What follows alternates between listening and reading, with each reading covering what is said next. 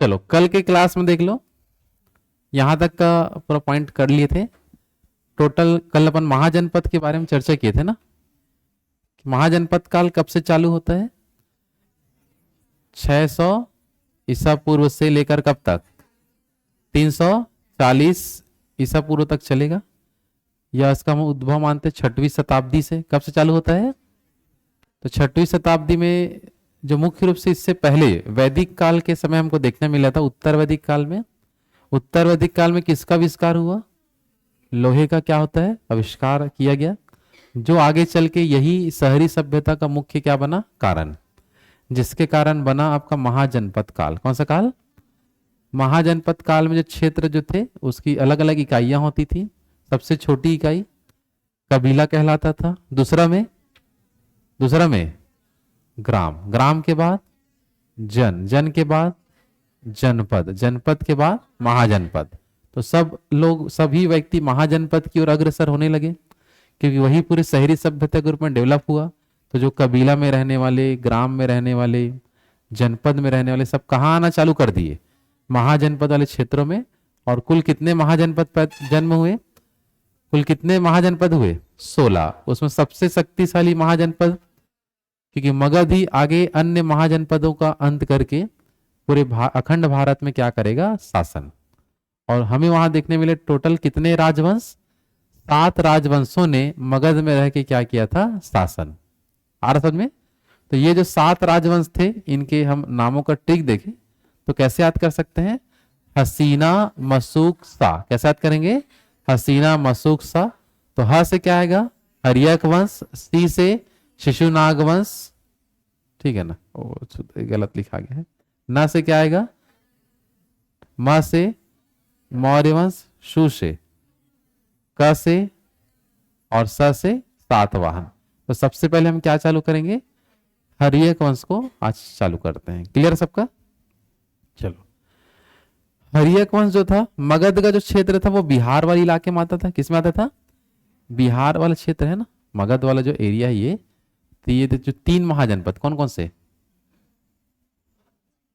मगध हो गया, अंग हो गया, वज्जी हो गया। तीनों कहाँ थे? बिहार। तीनों कहाँ थे? बिहार क्षेत्र में था। दक्षिण भारत में कौन सा था? अस्मक। ये थोड़ा नक्शा समझ रहे हो ना? मत्स्य वाला किधर ज्यादा जाता रहता है? राजस्थान वाले एरिया में। वो नक्शा अपने हिसाब से वहां बना दिया गया। आपको समझना है जो अपन लिखे उसके हिसाब से कल, हाँ कि नहीं?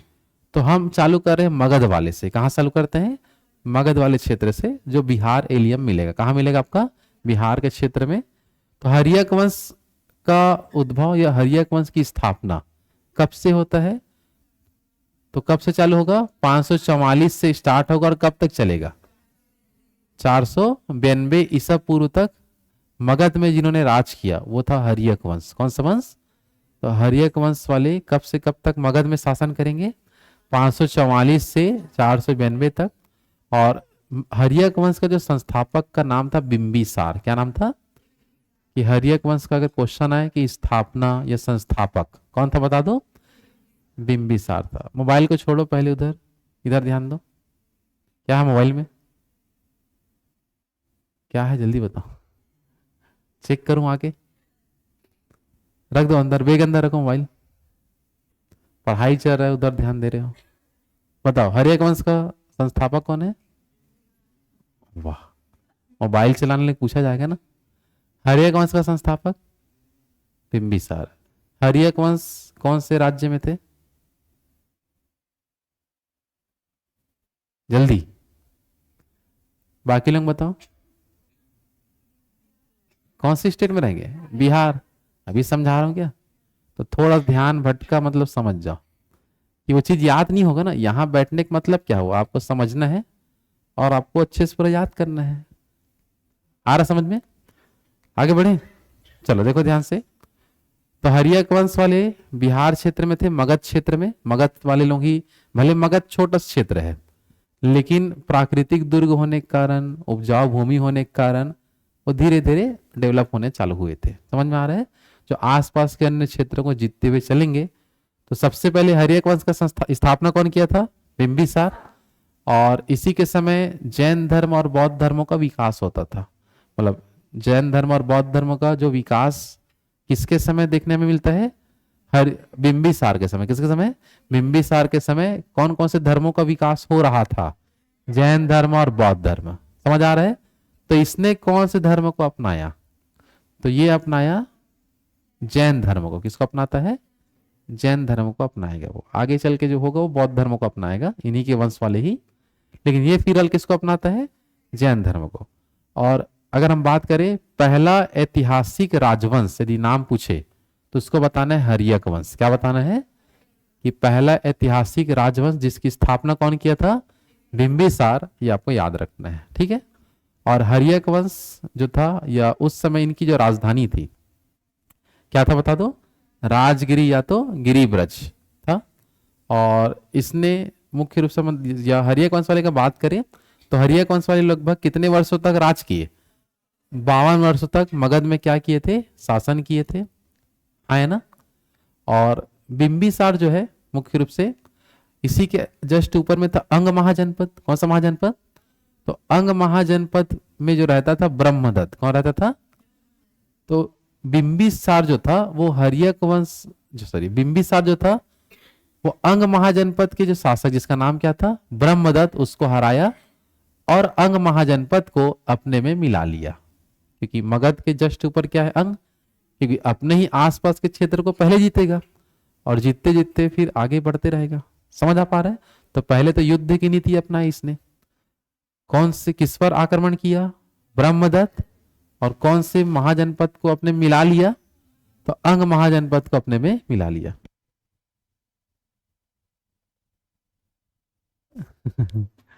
चलो, तो पहला इनका नीति क्या था बता दो? युद्ध की नीति। कौन सी नीति?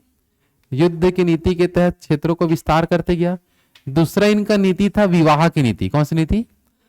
अगर कोई क्षेत्रों में विवाह कर लिया जाए, और एक से अधिक विवाह इसने किया, वो समझ रहे हो, और उस क्षेत्र को दहेज में ले लेता था और हर साल पैसा भी मांगता था। तो इस तरीके से अपना क्षेत्रों को विस्तार कर पाया। तो पहले तो युद्ध की नीति के तहत हुआ। दूसरा इसने कौन सा नीति अपनाया? विवाह की नीति। ये ऊपर तरफ भी गया, वज्जी तरफ भी गया था, लेकिन उसमें वो असफल हो गया था। क्या हो गया था? असफल। कि वज्जी की राजधानी क्या था? वैशाली। क्या था बता दो? तो वैशाली क्षेत्र में गया था आक्रमण करने, लेकिन वो जीत नहीं पाया था। वहां के लोग थोड़ा शक्तिशाली थे, वहां वाले भी। लेकिन आगे चल के जो इनके पुत्र आएंगे, बिंबिसार का पुत्र कौन आता है? अजात शत्रु। कौन आएगा? वो उस क्षेत्र को जीत के लाएगा। क्योंकि क्षेत्र को, अंग को जीतने के बाद आगे कोशिश किया, लेकिन वो सफल नहीं हो पाया। वज्जी तरफ गया था लेकिन सफल नहीं हो पाया। तो इसने कौन सी नीति अपना लिया? विवाह की नीति। या किसी का मदद वदद कर देता था तो उसके कारण उनको क्षेत्र मिल जाता था। तो ये सब काम वो किया था। कौन? आपका बिंबिसार। आ रहा समझ में? है ना। तो बिंबिसार जो था, इसकी जो पहली पत्नी थी, इसका नाम था महाकोशला। क्या नाम था? और ये जो कहाँ की रानी थी? काशी। क्योंकि देख सकते हैं यहाँ पास काशी, जस्ट आसपास वाले को पहले कब्जा में लेगा विवाह करके। अंग को तो जीत गया है पहले से। किसको हरा के? किसको हराया था? ब्रह्मदत्त को हराया। अंग तो मिल गया, वज्जी तरफ गया लेकिन असफल हो गया। वज्जी को कौन जीत के लाएगा? इसका पुत्र जीत के लाएगा। लेकिन अब काशी वाले में अब बोला कि युद्ध वगैरह कर रहा हूं तो थोड़ा फेल हो जा रहा हूं, तो विवाह किया जाए। क्या किया जाए? और विवाह के बाद जो युद्ध होता है उसको नहीं पता था उसको, ठीक नहीं। मतलब वो समझ सकते हो, ठीक नहीं। तो पहला विवाह किसके साथ हुआ था? महाकोशला। ये कौन से प्रांत की रानी थी? काशी। और ये किसकी बहन थी पूछी जाती है? तो प्रसन्नजीत। क्या बताओगे? प्रसेनजीत की क्या थी? बहन। तो दहेज में इनको ना काशी प्रांत मिल गया। कौन सा प्रांत मिल गया? काशी प्रांत मिल गया। साथ ही साथ हर वर्ष 1 लाख रुपए भी इनको मिलना चालू हो गया काशी प्रांत से। समझ आ रहा है? तो जगह भी मिल गया और हर साल पैसा मिल गया। किनसे? महाकोशला से शादी करने के बाद। तो वो क्षेत्र उनका हो गया। समझ में आ रहा है? इसकी दूसरी जो शादी हुई, एक शादी तो हो चुका है, ठीक नहीं। पहले समय बहुत शादी कर देते, अब एक ही शादी इस परेशान रहते, ठीक नहीं। डबल का सोच ही नहीं सकते, ठीक नहीं। तो दूसरा शादी इनका किसके साथ हुआ? क्या नाम है? चेलन्ना। चेलन्ना जो है ये वैशाली क्षेत्र की थी। कौन सा? वज्जी की राजधानी क्या है? वैशाली। तो वैशाली प्रांत या वैशाली नरेश चेटक की पुत्री थी। वैशाली नरेश चेटक की पुत्री थी जिनका नाम क्या था, चेलन्ना। लेकिन ये विवाह हुआ था, लेकिन क्षेत्र उसमें नहीं मिल पाया था। कुछ दहेज में थोड़ा बहुत मिला था, लेकिन उतना ज्यादा नहीं मिल पाया। लेकिन चेलन्ना से ही एक पुत्र का जन्म हुआ जिसका नाम क्या था, अजातशत्रु। तो ये लाइन यहां से आपको याद रखना है।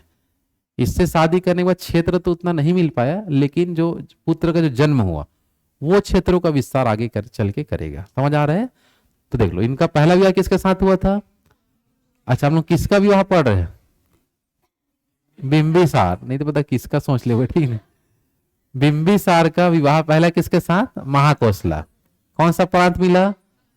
दूसरा विवाह चेलन्ना। इसका मेन क्वेश्चन आएगा, इनसे किसका जन्म हुआ? अजातशत्रु। तीसरा विवाह भी होता है तीसरा विवाह होता है क्षेमा के साथ। किसके साथ? क्षेमा। ये पंजाब क्षेत्र की थी। किस क्षेत्र की? पंजाब क्षेत्र की। तो पंजाब क्षेत्र भी उनको मिल गया था। समझ आ रहा है? किससे विवाह करने के बाद? क्षेमा। चौथा विवाह किया किससे किया? आम्रपाली से। ये वैशाली की गणिका थी, तो वैशाली क्षेत्र में और दोबारा विवाह इसने किया था। एक तो वैशाली नरेश चेटक की पुत्री से भी किया है, और अन्य विवाह में आम्रपाली से भी किया है। तो विवाह में 4 लोगों का नाम याद रखना। समझ आ रहा है? क्षेत्र विस्तार की नीति को लेकर, धनराशि प्राप्त करने की नीति को लेकर भी विवाह करता था। समझ आ रहा है? तो पहला विवाह किसके साथ? महाकौशला। दूसरा चेलन्ना। तीसरा क्षेमा। और चौथा आम्रपाली। तो नाम याद रहेगा। सबसे ज्यादा पसंद करता था चेलन्ना को। किसको? चारों में सबसे ज्यादा समय किसके साथ बिताता था? चेलन्ना। और इसी कहने पर थोड़ा सुधरा था वो, ठीक है नहीं, मतलब धर्म के रास्ते में जाना या युद्ध ना करना, ये सब चीज किसके कहने पर रोका था इसने? चेलन्ना कहने पर। और इसी कहने पर वो जैन धर्म को भी अपनाया था। कौन सा धर्म को? पहले कोई धर्म को नहीं अपनाया था। किसके कहने पर अपनाएगा? तो चारों में फेवरेट कौन है? चेलन्ना। समझ आ रहा है? तो चेलन्ना से ज्यादा, क्योंकि चेलन्ना थोड़ा एक्टिव रहती थी, हर एक काम को खुद उसमें भागीदारी लेती थी। बिंबिसार के साथ साथ जा जाके वो भी सब चीज में साइन वाइन करती थी, ऐसा भी था। समझ में आ रहा है ना? मतलब उसके साथ भागीदारी निभाती थी, ये भी देखने मिला। और चेलन्ना से क्या हुई? चेलन्ना से ये ज्यादा क्या हुआ? प्रभावित। और इसी के कहने पर कौन से धर्म का अपनाया? जैन धर्म का अपनाया बिंबिसार। समझ आ रहा है? तो बिंबिसार किस धर्म को मानता था? जैन धर्म को। किसके कहने पर? चेलन्ना कहने पर। समझ आ रहा है? चेलन्ना कौन से नंबर की पत्नी है? दूसरी। समझ आ रहा है? हाँ, है ना? और जब हम पुराण में भी देखते हैं, पुराण वगैरह पढ़ते हैं, तो वहां बिंबिसार का उल्लेख मिलता है, लेकिन वहां बिंबिसार करके नाम नहीं लिखा है। वहां इनको लिखा है श्रेणिक। क्या बोले हैं? तो श्रेणिक किसका नाम था बोलेंगे तो बिंबिसार का ही नाम है, श्रेणिक। लेकिन यह जानकारी हमें कहाँ मिला है? पुराणों से। तो पुराणों में बिंबिसार को क्या बोला गया है? श्रेणिक। तो देख लो, एक तो कौन कौन से क्षेत्र जीता था? अंक को तो लड़ाई करके जीता, काशी को शादी करके, आसपास इधर के क्षेत्र को भी, कुछ कुछ क्षेत्र को, बहुत सारा अपने समय में क्षेत्र को जीता था बहुत सारा। अब धीरे धीरे राजा लोग आते जाएंगे, अपने क्षेत्रों को विस्तार करते जाएंगे, और पूरे अखंड भारत पे मगध वालों का राज हो जाएगा। अब जैसे एक राजा आया, कुछ क्षेत्र जीत लिया, तो नेक्स्ट जो राजा आएगा तो उसको तो पहले से मिल गया वो क्षेत्र, वो आगे बढ़ने की कोशिश करेगा। और तो ऐसे करते करते पूरा मगध जो है वो पूरा अखंड भारत में फैलेगा। समझ पा रहे हो यहां तक? हाँ कि नहीं? तो अब देखते हैं, इसी के नीचे यहां पास देख लो, आपका एमपी क्षेत्र मिलेगा, अवंती। क्या मिलेगा? तो अवंती क्षेत्र में एक राजा था, और उस राजे का नाम है आपका चंद्र प्रघोत। क्या नाम है? चंद्र प्रघोत को एकदम खतरनाक बीमारी हो गया था, जो ठीक नहीं हो सकता था। ये ठीक नहीं हो रहा था, जिसको बोलते हैं असांध्य रोग। कौन सा रोग बोलते हैं? असांध्य रोग करके हुआ था। उतना रोग का नाम तो नहीं पूछेगा, लेकिन चंद्र प्रघोत कहाँ का राजा था? अवंती तरफ का, यहाँ तरफ राजा था अवंती। तो इसको मौका मिलना था, मैं कैसे कुछ भी करके उनके पास जाना, मदद करके क्षेत्र को जीत लेना, विवाह करके, युद्ध करके, सब चाल कर रहा था। तो चंद्र प्रघोत को असांध्य रोग हो जाता है, और ये ठीक हो ही नहीं रहता। तो बिंबिसार क्या करता है? बिंबिसार के दरबार में एक राजवैद्य था जिसका नाम था जीवक। क्या नाम था? जीवक नामक एक डॉक्टर मान सकते हैं। राजवैद्य मतलब उस समय इलाज विलाज जो करता था उसको क्या बोलते थे? राजवैद्य। तो इनके दरबार में, बिंबिसार के दरबार में कौन रहता था? जीवक, जो बहुत ही बड़ा ज्ञानी था इलाज के या किसी भी मामले में। समझ में आ रहा ना? तो जीवक को भेजा किसके इलाज के लिए, करने के लिए? चंद्र प्रघोत। और इलाज वगैरह किया रहा, और देखा कि जो ठीक, सब लोग जवाब दे दिए थे कि अब आप नहीं बचने वाले। किसको? चंद्रप्रभोत को। अब खुद सोचो, जो नहीं बचने वाले को बचा देना बहुत बड़ा काम हो जाएगा। और कौन बचा दिया उसको? जीवक।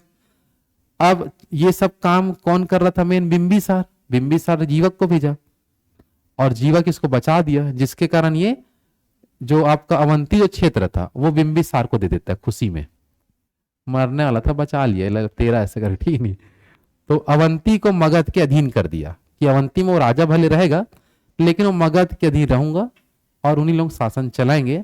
ऐसा करके चंद्रप्रघोत बिंबिसार को अवंती को दे दिया। समझ में आ रहा है? केवल क्या करने के लिए? उनका सहायता करने के लिए। जो अशांति रोग हुआ था उसका इलाज करने के कारण कौन गया था इलाज करने? जीवक।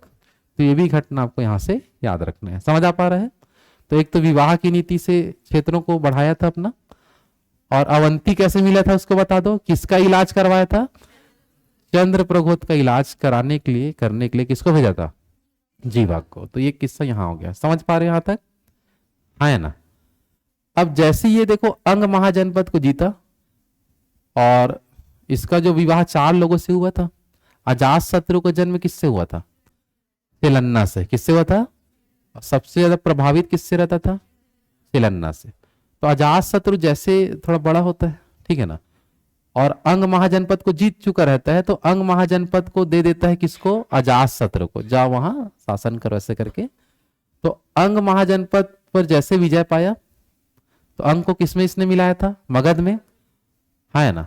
वैशाली में आक्रमण किया था लेकिन वो क्या हो गया था? असफल। ऊपर तरफ गया तो असफल हो गया, है ना। और आगे देखते हैं इसकी जो हत्या। पहले तो अजात शत्रु कहां शासन कर रहा था? अंग में, लेकिन वो क्षेत्र छोटा था। मेन बड़े क्षेत्र में हर तरफ किसका नाम चलता था? बिंबिसार का। किसका चलता था? अजात शत्रु को छोटा सा अंग क्षेत्र में भेज के शासन करवा रहा था। तो सोचता था कि मैं पूरे जहां जहां मेरा क्षेत्र है, इधर जहां जहां वो शादी करके जीता है, मतलब वो सब अब मेरा होना चाहिए। क्या होना चाहिए? तो अजात शत्रु क्या करता है? अपने पिता की हत्या कर देता है। अजात शत्रु क्या करेगा? अपनी पिता की हत्या कर देगा और पूरे मगध पे, हर्यक वंश में मतलब उसका शासन चालू होगा। समझ आ रहा है? तो बिंबिसार के बाद अगला शासक कौन आएगा? अजात शत्रु। कौन आएगा? और अजात शत्रु अपने पिता की हत्या कब किया था? 492 ईसा पूर्व में अपने पिता की हत्या किया, और इतिहास में कहलाया प्रथम पितृहंता। क्या कहलाया? क्वेश्चन आता है अपने एग्जामों में कि प्रथम पितृहंता किसे कहते हैं? तो अजात शत्रु से ही नियम चालू हुआ है पिता को मारने का। समझ में आ रहा है? अब अजात शत्रु जैसे काम किया उसका बेटा भी वैसे ही काम करेगा। इसका बेटा अजात शत्रु को मारेगा, ठीक है। अजात शत्रु की हत्या कौन करेगा? उसका पुत्र करेगा। तो ये सीरीज चालू कौन किया है? अजात शत्रु। तो प्रथम पितृहंता किसको बोलेंगे? अजात शत्रु को बोलते हैं। तो कुल मिला के अब बिंबिसार का रोल खत्म, और कौन आ गया? अब अजात शत्रु मैदान में आ चुके हैं पूरा शासन करने के लिए। समझ आ पा रहे हैं? अजात शत्रु कब से कब तक शासन किया? 492 से लेकर 460 ईसा पूर्व तक ये क्या करेगा? शासन करेगा मगध में, हर्यक वंश के अंतर्गत। समझ पा रहे हो? तो क्वेश्चन आते हैं अजात शत्रु कौन से वंश का था करके पूछा गया था एक बार, तो हर्यक वंश का। हर्यक वंश का संस्थापक कौन था? बिंबिसार। बिंबिसार का पुत्र कौन था? अजात शत्रु। अब अजात शत्रु के बारे में देखते हैं क्या क्या आपको यहां से जानना है, ठीक है। तो अजात शत्रु, इसका अर्थ होता है शत्रुओं का नाश करने वाला। अजात शत्रु का अर्थ क्या होता है? शत्रुओं का नाश करने वाले को क्या बोलते हैं? अजात शत्रु बोलते हैं। इसी को ही बोलते थे कुणिक। क्या बोलते थे? इसी को ही बोलते हैं प्रथम पितृहंता। क्या बोलते हैं? प्रथम पितृहंता के नाम से जानते हैं। समझ आ रहा है? और मगध की राजधानी क्या था बता दो? राजगिरी। क्या था? इसने राजगिरी या राजगीर इसको बोलते थे। राजगीर का क्या करा इसने? किलाबंदी। एक तो प्राकृतिक किला तो था ही था उनके पास, वो जहां वो रहते थे उनका किलाबंदी भी करा दिया। मगध क्षेत्र का क्या करवा दिया? ताकि अन्य जो महाजनपद वाले यहां आके आक्रमण ना करे। तो अगर क्वेश्चन आता है कि राजगीर का किलेबंदी कौन करवाया था, तो कौन करवाया था? अजात शत्रु करवाया था अपने समय में। है ना? है ना? और राजगीर जो था वो कितने पहाड़ियों से घिरा था बोलेंगे तो? 5 पहाड़ियों से घिरा था। कितने पहाड़ियों से? 5। अजात शत्रु के समय ही गौतम बुद्ध की मृत्यु हुई थी। गौतम बुद्ध की क्या हुई थी? मृत्यु। किसके समय? अजात शत्रु के। गौतम बुद्ध की मृत्यु कब हुआ था? 483 ईसा पूर्व में किसका मृत्यु होता है? गौतम बुद्ध का। बौद्ध धर्म में पढ़ चुके हैं अपन। 483 ईसा पूर्व में गौतम बुद्ध की मृत्यु होता है। और उस समय मगध में शासन कौन कर रहा था? अजात शत्रु। इसी के बीच में ही आपका आएगा 483। आया बात समझ में? अब मृत्यु जैसे हुआ तो बौद्ध संगति का आयोजन करेंगे। किसका आयोजन करेंगे? तो प्रथम बौद्ध संगति का आयोजन भी किसके समय ही होगा? अजात शत्रु के समय ही होगा। जब मगध में किसका राज था? अजात शत्रु का। तो उसी समय क्या हुआ था? प्रथम बौद्ध संगति का आयोजन हुआ था, है ना। और प्रथम बौद्ध संगति जो मुख्य रूप से, अपन तो बौद्ध संगति पढ़ चुके हैं तो उतना उधर आप अच्छे से देख सकते हो, है ना। तो फिर से देख लो ध्यान से। अजात शत्रु का अर्थ बताओ क्या होता है? शत्रुओं का नाश करने वाला। अजात शत्रु को ही क्या बोलते हैं? कुणिक प्रथम पितृहंता। इसने किसका किलाबंदी करवाया? राजगीर का। राजगीर कितना पहाड़ी गिरा था? 5। इसी के समय किसका मृत्यु हुआ था? गौतम बुद्ध की मृत्यु हुआ 483 ईसा पूर्व में। और प्रथम बौद्ध संगति किसके समय हुआ था बोलेंगे तो अजात शत्रु के समय हुआ था, क्योंकि मगध में जो शासन कर रहे हैं उसी को हम भारत का शासक मानेंगे, क्योंकि उन्हीं लोग तो आगे पर राज करेंगे। आया बात समझ में? हाँ कि नहीं? अब देखो ध्यान से, इसके जस्ट ऊपर में वज्जी था और वज्जी का फेमस क्षेत्र था आपका वैशाली। वज्जी की राजधानी क्या था? मतलब वैशाली में कब्जा करना मतलब वज्जी में कब्जा करना। भाई राजधानी को जीत लिया मतलब पूरा क्षेत्र उनका हो गया। समझ पाए? तो ये क्या किया, अजात शत्रु के दरबार में एक आपका जैसे अभी हम बोलते हैं इंटेलिजेंस ब्यूरो, मतलब गुप्तचर विभाग, क्या बोलते हैं? गुप्तचर सुनते हो ना। तो गुप्तचर विभाग के रूप में या गुप्तचर व्यक्ति के रूप में इसके पास में था। इनके पास एक दरबार में व्यक्ति था जिसका नाम था वर्षकार। क्या था? ये चुपचाप कहीं जाता था और वहां का गुप्त सूचनाओं को ग्रहण करके ला लेता था। समझ आ रहा है? तो वर्षकार किसके दरबार में रहता था? अजात शत्रु के दरबार में। अब ये देखा था कि जो मेरे अजात शत्रु सोचा कि मेरा पिताजी जब इधर गया था आक्रमण करने, अंग को जीत लिया आसानी से, वज्जी की राजधानी वैशाली को जीत नहीं पाया, तो कुछ ना कुछ तो गड़बड़ है। कुछ ना कुछ ऐसी शक्ति वहां उनके पास में है जो यदि कोई वहां जाता है तो उन लोग हार के ही आते हैं। समझ आ रहा है? तो उस चीज का पता लगाने के लिए ये किसको भेजा? वर्षकार को, कि जाओ कि चुपचाप भेष बदल के रहना वैशाली में और पता करना कि उनके पास कौन कौन सी सुविधा है युद्ध करने के लिए, कैसे इनको हराया जा सकता है। तो ये सब चीज पता करने के लिए अजात शत्रु किसको भेजा था? वर्षकार को भेजा। कहां भेजा बता दो? वैशाली में भेजा। और वर्षकार पूरी गुप्त सूचनाओं को ग्रहण करके आया, कैसे हराना है उसकी पूरी नीति सिखाया। किसको? अजात शत्रु को। फिर अजात शत्रु वैशाली को जीता, जिसके पश्चात वज्जी महाजनपद उसके अधीन हो गया। समझ आ रहा है? तो वज्जी को किसने जीता था? अजात शत्रु। और वज्जी की राजधानी क्या था? तो हम वैशाली विजय मेन पढ़ते हैं। कौन सा विजय? वैशाली को किसने जीत लिया? किसके सहयोग से? वर्षकार। किसके सहयोग से? तो वर्षकार को पहले गुप्तचर के रूप में भेजा, सूचना ग्रहण करने के बाद उसको पूरा बहुत सारी रणनीति बना के उनको जीता गया है। समझ आ पा रहे हैं? नहीं तो अस्तस इनको जीत नहीं सकते थे। वज्जी को बहुत शक्तिशाली क्षेत्र होता था ये। आया समझ में? आया ना। वैसे वैशाली पर पहले आक्रमण कौन किया था? बिंबिसार। कौन किया था? लेकिन सफल हो पाया क्या? नहीं। वैशाली पर पुनः आक्रमण कौन किया? अजात शत्रु। कौन साथ दिया? वर्षकार। तब उसको जीत पाया। अच्छा, वर्षकार जब आया तो उसने क्या क्या बताया? तो उसने कुछ कुछ यंत्र बताए कि वहां इस टाइप का यंत्र है, हम लोग भी ऐसी बना के जाएंगे और उनके किले को तोड़ेंगे। पहले तो क्या बहुत मजबूत किला होता था, किला को तोड़ ही नहीं जा सकता था उस समय, बहुत मजबूत बनाए जाते थे, ताकि उस समय सबसे ज्यादा मजबूत होता था किलों का निर्माण करना। अगर वो सब अगर अच्छा है तो आसपास के जो भी लोग हैं योद्धा, उन लोग अंदर नहीं आ सकते थे। बाहुबली पिक्चर देखे हो वैसी टाइप से, ठीक है। बाहुबली 2 का बात कर रहा हूँ। किले को दिखाया गया ना कितना मजबूत था, तोड़ने के लिए ऊपर चढ़ा, हथौड़ा लाया, तब उसका जो भी शंखरी टूटा, ठीक नहीं, शंखरी जानते हो नहीं, तो इतना मजबूत बनाते थे। तो उसने क्या बोला वर्षकार कि हमारे पास हथियार, हमको कुछ हथियारों का निर्माण करना होगा, जिसमें से एक था आपका रथ मूसक। क्या नाम था? और एक था महाशिला कंटक। क्या था आपका? तो ये हथियार तैयार करवाया कौन? वर्षकार। किसके किसको तैयार करवाया? अजातशत्रु को, कि इस टाइप का यंत्र होगा तभी हम उनके क्षेत्रों को तोड़ पाएंगे और अंदर प्रवेश कर पाएंगे, क्योंकि अंदर प्रवेश कर ही नहीं पाएंगे तो हराएंगे कैसे? समझ पा रहे हैं? तो यहां पर देखेंगे ध्यान से, तो रथ मूषक का मतलब जैसे आप देखे होगे चक्री वाला जो होता था, नहीं रथ होता था उसमें चक्री चलते रहता था, कोई भी बीच में आया कटा जाता था, ठीक नहीं? बाहुबली में दिखाया ना, तो वही है रथ मूषक। क्या है? महाशिला कंटक मत का मतलब जिससे पत्थर वगैरह फेंकते थे किला को तोड़ने के लिए, पत्थर वगैरह फेंकते थे ना, बड़ा सा पत्थर रखते थे फिर छोड़ते थे। समझ में आ रहा है? तो उसी क्या बोलते हैं? महाशिला कंटक। तो ये सब चीज अजातशत्रु के समय था। किसके समय था? और इसी को फिल्म में दर्शाया भी गया है। और ये दोनों चीज किसके कहने पर तैयार किया गया था? वर्षकार के कहने पर, क्योंकि उनका पूरा स्ट्रक्चर को देख के वो आ गया था वैशाली का। तो इस टाइप का यंत्र होगा तभी हम लोग एंट्री कर पाएंगे, और नहीं है तो नहीं कर सकते। आए समझ में? तो अजातशत्रु के पास कौन कौन से हथियार थे बताओ?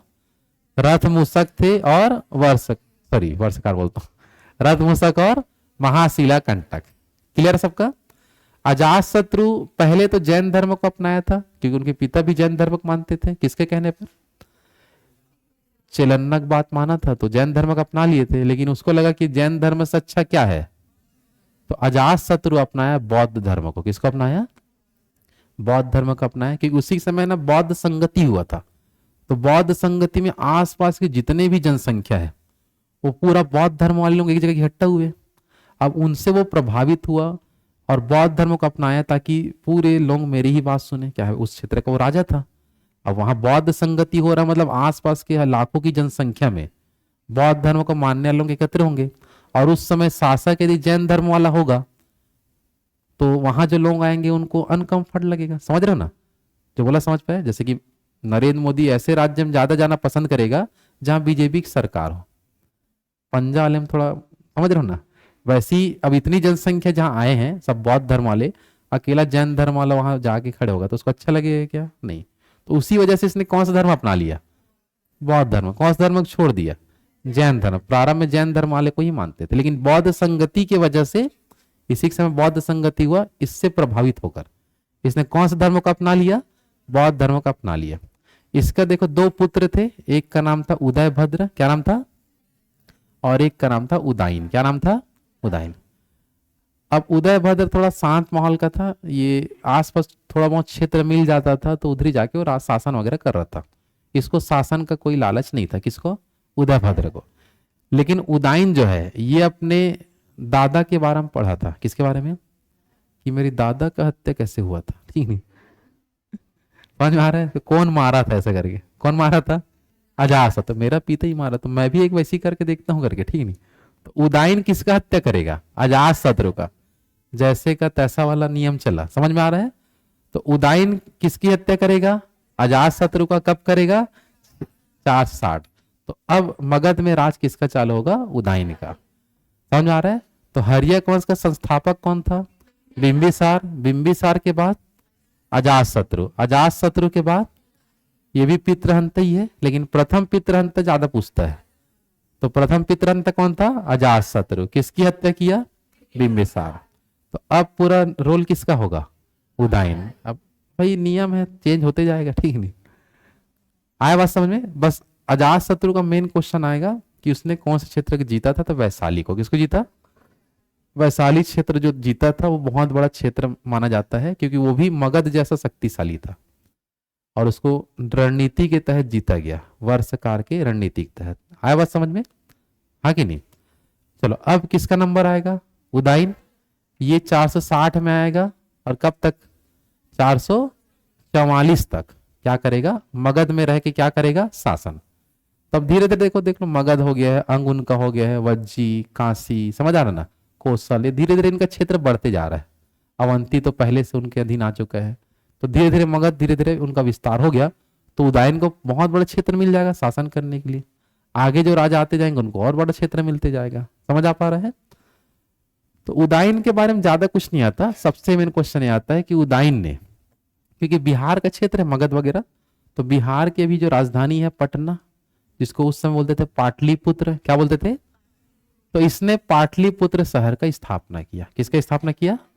तो ये क्वेश्चन इसका ज्यादा बार एग्जाम में आता है कि पाटलिपुत्र शहर की स्थापना कौन किया था? उदयन। कौन किया था बताओ? उदयन इसका स्थापना किया। और इसने अपनी जो राजधानी है, इसने अपनी क्या बता दो? राजधानी किसको बनाया देख लो? कुसुमपुर या पुरुषपुर को। और आगे चल के इसका राजधानी चेंज हुआ और क्या बना? पाटलिपुत्र। क्या बना? पाटलिपुत्र। आपको याद रखना है। समझ आ पा रहा है? तो इसने कुल मिला के उदयन अपनी राजधानी क्या बना लिया? पाटलिपुत्र शहर बनाया और बाद में उसको अपना क्या बना दिया? राजधानी। और यही इसने जैन चैत्य का निर्माण किया था। किसका निर्माण? जैन चैत्य में ये होता था कि जैन धर्म के वहां रहने का स्थान, शिक्षा संबंधी जो चीजें वहां सब रख दी जाती थी। कुछ स्मारक के तौर पर जैन धर्म के संबंध में बहुत सारी चीजें होती थी। तो उसी को हम क्या बोलते हैं? जैन चैत्य। तो जैन चैत्य का निर्माण कौन किया था? उदयन। कहाँ किया था? अब इसका भी कोई हत्या करेगा, लेकिन मुंह बांध बांध के गया था, पता ही नहीं चला बोलते हैं कि कौन हत्या किया है। भाई बाकी लोगों का हत्या तो उसके पुत्र लोग ही किए। इसको भी कोई चाकू मार दे ऐसा करके लिखा है, लेकिन कौन मारा नहीं पता। अब उसका पुत्र मारा कि कौन मारा है, लेकिन इसका भी हत्या कैसे हुआ था? चाकू मारकर इसकी हत्या की है, लेकिन कौन किया जानकारी है क्या? नहीं। फिर इसका पुत्र आया जिसका नाम क्या था? नागदशक। अब वो उतना अचानक इसका हत्या होता चाकू, और ये उतना डेवलप हुआ नहीं था उस समय। नागदशक मतलब शासन कैसे करना उसको कुछ जानकारी नहीं था। समझ आ रहा है? तो अगला शासक उदयन के बाद शासन कौन करेगा? नागदशक। लेकिन नागदशक कुछ कर पाएगा क्या? नहीं। समझ आ रहा है? लेकिन नागदशक का ही एक सेनापति था। मतलब सेनापति तो पहले से रहते थे, जो भी राजा बनेगा उसको सेनापति कहलाएगा। तो नागदशक का जो सेनापति था जिसका नाम था शिशुनाग। क्या नाम था? और शिशुनाग जो है वो नागदशक की हत्या करेगा। अब ये उस वंश वाला नहीं है, दूसरा वंश है ये, मतलब दूसरा व्यक्ति आ गया। अभी इससे पहले तो वंश वाले लोग एक दूसरे को मारे थे। अब वो सेनापति लोग, क्योंकि ये कमजोर व्यक्ति है, अचानक उदयन को चाकू मार दिए, ये तो चले गया। अब कौन बच गया? नागदशक, राजा बनने के लिए इसी का पुत्र था। लेकिन नागदशक की कमजोर स्थिति का फायदा कौन उठाएगा? शिशुनाग। और शिशुनाग किसकी हत्या कर देगा? नागदशक की क्या कर देता है? हत्या। और एक नया वंश चालू करेगा, शिशुनाग वंश। कौन सा वंश? अपने नाम पर ही वंश का स्टार्ट होता है। समझ आ पा रहा है ना? तो मगध में सबसे पहला कौन सा वंश आया? कौन सा वंश? हर्यक वंश। हर्यक वंश के बाद क्या आएगा? शिशुनाग वंश का संस्थापक शिशुनाग, और हर्यक वंश का संस्थापक बिंबिसार। क्या नाम था? बिंबिसार। क्लियर यहां तक सबका? है ना? तो यहां तक में से आपको देखो, अगर कोई क्वेश्चन करे तो क्या क्या बन सकता है। सबसे प्रथम पितृहंत पूछा जाएगा तो अजातशत्रु। पाटलिपुत्र की स्थापना उदयन। कौन किया था? उदयन। वैशाली को कौन जीता था? अजातशत्रु। अंक को कौन जीता? बिंबिसार। अवंती किसके समय आया था? बिंबिसार के समय आ गया था। बाकी कितने लोगों से वो विवाह किया था? 4। अजातशत्रु की माता का नाम चिलन्ना। समझ आ रहा है ना? और मगध की राजधानी क्या था स्टार्टिंग में? राजगिरी, वैशाली। बाद में क्या देखने मिला? पाटलिपुत्र वगैरह। पाटलिपुत्र को कौन बसाया था? उदयन। आया बात समझ में? है ना? चलो अब देखते हैं किसके बारे में बता दो। कौन सा वंश? शिशुनाग वंश। शिशुनाग वंश में ज्यादा कोई खास नहीं है, इसमें देख लो। शिशुनाग वंश कब से कब तक रहेगा? 412 से 344 तक रहता है। समय उतना कम आता है, आपको नॉर्मली लिख देंगे, लेकिन ठीक है। तो शिशुनाग वंश का संस्थापक कौन था? शिशुनाग। इसने अपने समय में जो अवंती क्षेत्र था, कौन सा क्षेत्र था? अवंती क्षेत्र।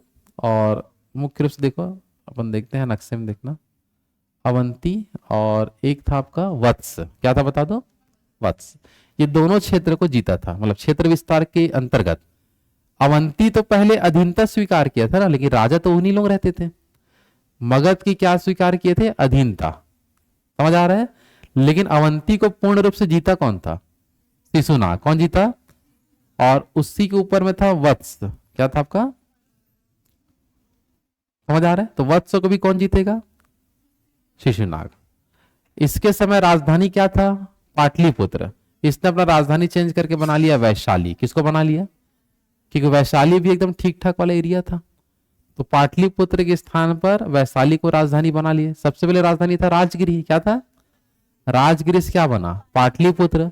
और पाटलिपुत्र सब क्या बन गया? वैशाली।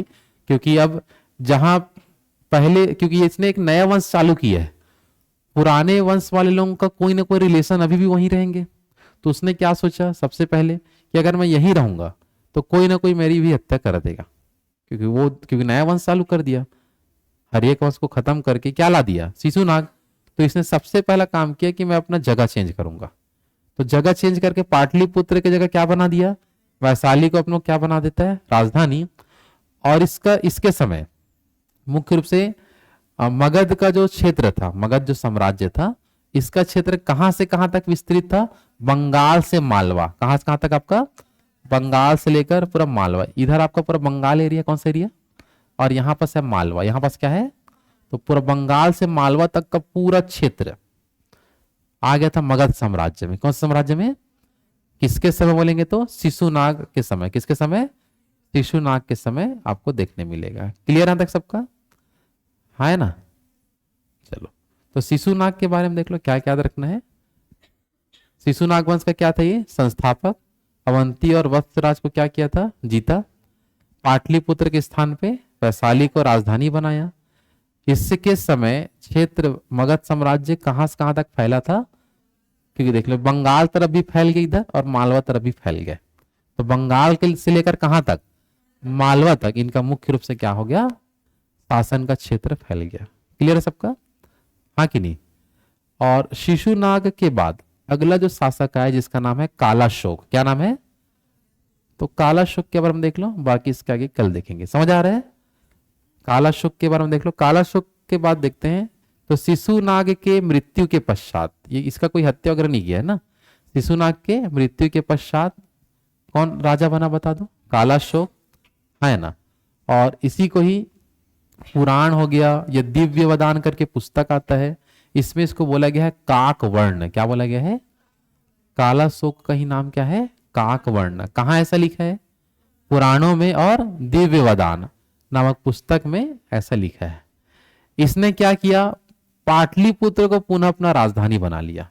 इससे पहले राजधानी क्या था? वैशाली। वैशाली ले गया कौन था? शिशुनाग ले गया। कौन था? और उसके बाद जो शासक आया कालाशोक, वापिस अपना राजधानी क्या बना लिया? पाटलिपुत्र। ठीक है, है ना। और इसी के समय हुआ द्वितीय बौद्ध संगति। क्या हुआ था? पहली बौद्ध संगति किसके समय? अजात शत्रु के समय हुआ था, और द्वितीय बौद्ध संगति कालाशोक के समय हुआ था। तो अपन ट्रिक लिखे थे ना, अका अक करके ट्रिक लिखे थे। क्या ट्रिक था? अका अक। ये क्या चीज का ट्रिक है? कौन सी बौद्ध संगति किसके समय हुआ? तो अ से क्या आएगा? अजात शत्रु पहला बौद्ध संगति। का से कालाशोक द्वितीय बौद्ध संगति। अ से अशोक के बारे में जब पढ़ेंगे उस समय तृतीय बौद्ध संगति होता है। और क से कनिष्क के समय जब हम आएंगे तब हम आपको मिलेगा चौथी बौद्ध संगति। समझ आ रहा है? तो एक साथ पहले लिख चुके हैं, बार बार आपको यहां समझना है, क्योंकि यही क्वेश्चन यहां से ना ज्यादा पूछता है कि कालाशोक के समय कौन सी बौद्ध संगति हुआ था? द्वितीय बौद्ध संगति हुआ था।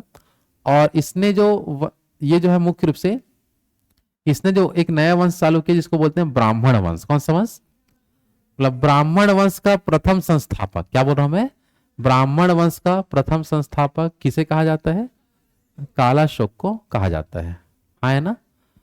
और मुख्य रूप से हम देखते हैं ध्यान से, पुराणों में बताया गया है कि कौन से कुल वाले थे? क्षत्रिय कुल के थे। कौन से कुल के थे? क्षत्रिय कुल के लोग थे। तो कालाशोक के बारे में उतना कुछ खास जानकारी नहीं है। पहला खास बात क्या है कि इसने पुनः पाटलिपुत्र का अपना राजधानी बनाया। इसके समय कौन सी बौद्ध संगति हुआ? द्वितीय बौद्ध संगति। इतना बस यदि पता है तो कालाशोक से हमारा क्वेश्चन बन जाएगा। समझ आ रहा है? हाँ है ना। अच्छा, एक लास्ट लाइन पढ़ लो, नंदीवर्धन, फिर नया वंश अपना चालू हो जाएगा। ठीक है ना। तो देख लो, यहां पर हम बात करें शिशुनाग वंश में ज्यादा नहीं, 2-3 लोग बस हैं। पहला कौन? शिशुनाग, बिंबिसार का शिशुनाग आ जाएगा। शिशुनाग के बाद कालाशोक, और कालाशोक के बाद नंदीवर्धन। कौन आएगा? नंदीवर्धन के बारे में सिंपल क्वेश्चन आएगा। शिशुनाग वंश का अंतिम शासक बोलेगा तो नंदीवर्धन। है ना। और नंदीवर्धन की भी हत्या हुआ, किसने किया था? महापद्मनंद। कौन किया था? महापद्मनंद किसकी हत्या करेगा? नंदीवर्धन का। और नंद वंश की क्या करेगा? स्थापना। समझ आ पा रहा है?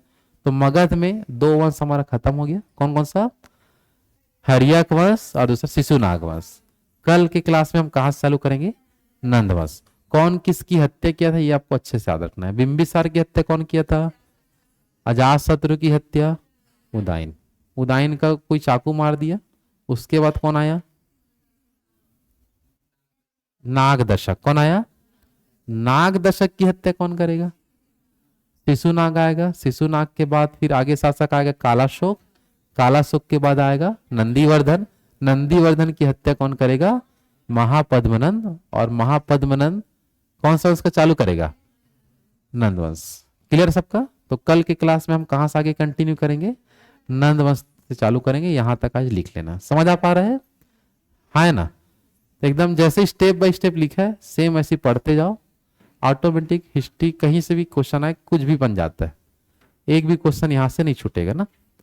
चल बाकी कल करते हैं इसके आगे।